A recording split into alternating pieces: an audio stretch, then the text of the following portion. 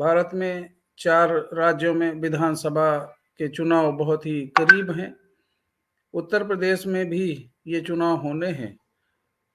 2022 के शुरुआत में ही ये चुनाव ड्यू हैं। सरकारी विभाग में इस चुनाव की तैयारी तो जोरों पे चल रही है। मैं सरकारी विभागों में मैंने देखा, वहाँ पे चुनाव की तैयारी जोरों पे चल रही है। अधिसूचना तो अभी जारी नहीं हुई, बहुत जल्दी जारी होने की उम्मीद है।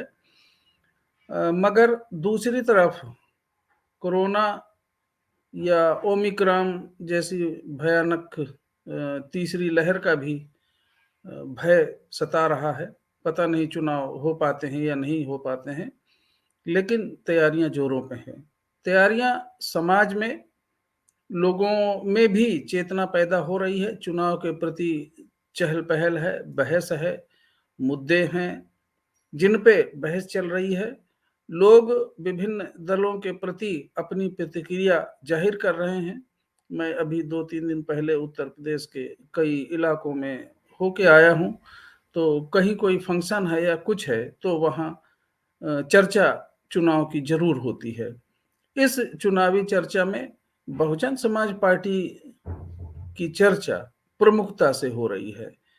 कारण यह है कि उत्तर प्रदेश में भारतीय जनता पार्टी की सरकार द्वारा जो कानून व्यवस्था की स्थिति है, विकास के मुद्दे पे केवल वादे, लुभावने वादे, नारे, शिलान्यास और इस तरह के झूठे जो प्रयास हैं लोगों को गुमराह करना, लोगों को लालच में देके कहीं अनाज का वितरण, कहीं लैपटॉप का वितरण, कहीं मोबाइल का वितरण, या कहीं यहाँ तक कि कई वीडियो सोशल मीडिया पे इस तरह के भी आए हैं कि जिसमें पैसे का वितरण, धोती या साड़ी का वितरण या इस तरह की तमाम चीजें लुभावने जो प्रयास भारतीय जनता पार्टी द्वारा किए जा रहे हैं, जो सर्वथा लोकतंत्र के लिए एक कलंक है।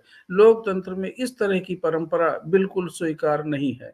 लेकिन मैं आज बात कर रहा हूं उत्तर प्रदेश के युवकों का जो रुझान है।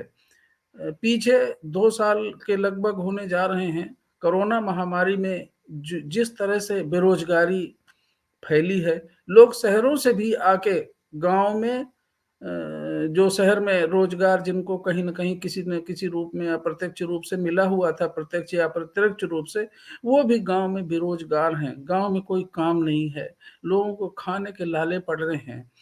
तो जो युवक है, जो युवा पीढ़ी है, वो बेरोजगारी से त्रस्त है। उसे अपना भविष्य नजर नहीं आ रहा है।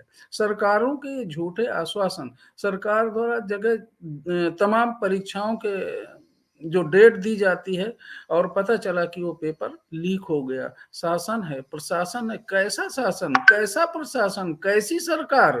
पेपर लीक हो जाना ये तो सरकार की ही अक्षमता कही जाएगी, इसमें जनता का कोई दोष नहीं है। तो एक बार नहीं, पूरे शासनकाल में इस तरह से हुआ है। 70-70 हजार की वैकेंसी में लोग, तमाम लोगों की उनकी आयु निकल गई, तमाम लोग हतोत्साहित हो गए। तो ये युवा पीढ़ी बड़ी असमंजस में है। उसका अंधकारमय भविष्य ये बता रहा है कि वो बड़ी उलझन में है। उनको कोई अपनी किरण, आशा की किरण, जीवन की किरण कहीं नजर नहीं आ रही है। साथियों, बड़ी लोगों में ऐसी उत्तेजना है कि हम ये सरकार के बदौलत ये सब हुआ है। सरकार ने चाहे महामारी के उसमें हो, चिकित्सा के क्षेत्र में, चाहे शिक्षा के क्षेत्र में, कोई ऐसा प्रयास अब तक नहीं किया। प्रयास क्या हुए हैं? राम मंदिर के प्रयास क्या हुए हैं? काशी विश्वनाथ के जीर्णोद्धार के।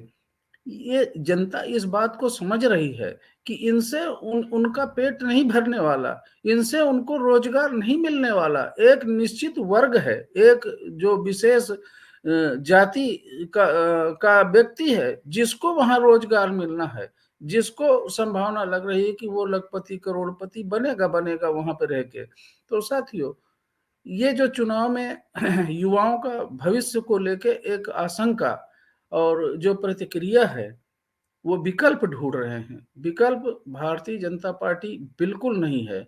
भारतीय जनता पार्टी की चाहे केंद्र में सरकार हो, चाहे उत्तर प्रदेश में सरकार हो, लोगों ने आजमा लिया है, कहीं उनको कोई भविष्य नजर नहीं आ रहा। ये केवल राम मंदिर बनाएंगे, ये केवल मंदिर मस्जिद के हिंदू मुसलमान की लड़ाई लड़ा के लोगों को आपस में बांटते रहेंगे। सबका विकास, सबका साथ, सबका विकास का ये नारा केवल झूठा, केवल आश्वासन है। लोगों को विकल्प के रूप में अगर समाजवादी पार्टी की बात करें तो समाजवादी पार्टी में केवल एक जाति का, केवल एक ही जाति के विकास, एक ही जाति के लोगों को नौकरी में, एक ही जाति का संरक्षण पुलिस थानों में हो, चाहे नियुक्तियों में हो, चाहे जहां नौकरियों में हो, एक जाति के वर्चस्व की बात है। लॉ एंड ऑर्डर के मुद्दे पे समाजवादी पार्टी विफल रही है।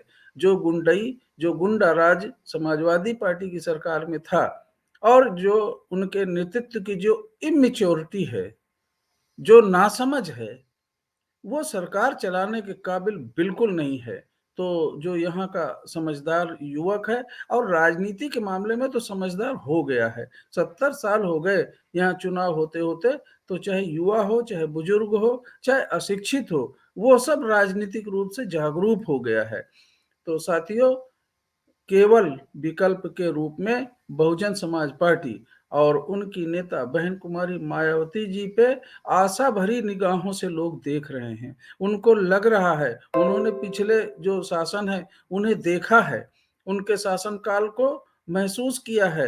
लॉ एंड ऑर्डर की स्थिति हो, चाहे विकास की स्थिति हो, लोगों को रोजगार के मामले में हो, स्वास्थ्य के मामले में, उनके प्रशासन की जो दक्षता है, वो लोगों में चर्चा का विषय है। इसलिए आज मैं इस बात पे, मुद्दे पे कहना चाह रहा हूं कि प्रदेश का युवक निश्चित ही, वो चाहे किसी भी जाति का हो, हर वर्ग के लोग बहन मायावती जी को आशा भरी निगाहों से देख रहे हैं कि अगर कुछ हमारा कल्याण हो सकता है तो बहुजन समाज पार्टी या बहन मायावती जी के नेतृत्व में ही हमारा विकास, कल्याण हो सकता है।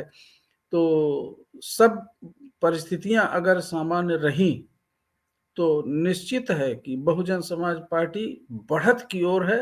उत्तर प्रदेश में बहुजन समाज पार्टी चर्चा का विषय है, अपने मुद्दों के आधार पे, अपने पूर्व के शासनकाल में, अपने जो उनका शासनकाल का नजरिया रहा है, जो चलाने का तौर तरीका रहा है, उसके आधार पे लोग बहुजन समाज पार्टी से बहुत अपेक्षा कर रहे हैं। हर वर्ग के लोग, ना केवल अनुसूचित जाति या मुस्लिम या पिछड़े वर्ग या ब्राह्मण या सवर्ण के लोग, सभी लोग उत्तर प्रदेश में इस बात को महसूस कर रहे हैं। और प्रदेश के विकास के लिए, प्रदेश की भलाई के लिए लोग जातिवाद जैसे मुद्दों पे ना पड़ के, ये जो असल मुद्दे हैं, जो चुनाव के मुद्दे हैं, चाहे बेरोजगारी का है, चाहे महंगाई का है, चाहे अशिक्षा का है, चाहे स्वास्थ्य की समस्या का है, चाहे कानून व्यवस्था की समस्या का है, सबको केवल बहुजन समाज पार्टी और उनकी नेता बहन कुमारी मायावती जी से ही उम्मीदें हैं। इसलिए मेरा तमाम साथियों से अनुरोध है कि इस तथ्य को ध्यान में रखते हुए बहुजन समाज पार्टी वाकई इस प्रदेश के विकास में एक बहुत बड़ा साधन बनेगी। आप सबसे मेरा निवेदन है कि आप हर तरह से, तन मन धन से बहुजन समाज पार्टी को सपोर्ट और वोट करके पूर्ण बहुमत की सरकार बनाने में सहयोग करें। ऐसा मेरा निवेदन है। सबको मेरा जय भीम, नमो बुद्धाय, नमस्कार, आदाब, सत श्री अकाल।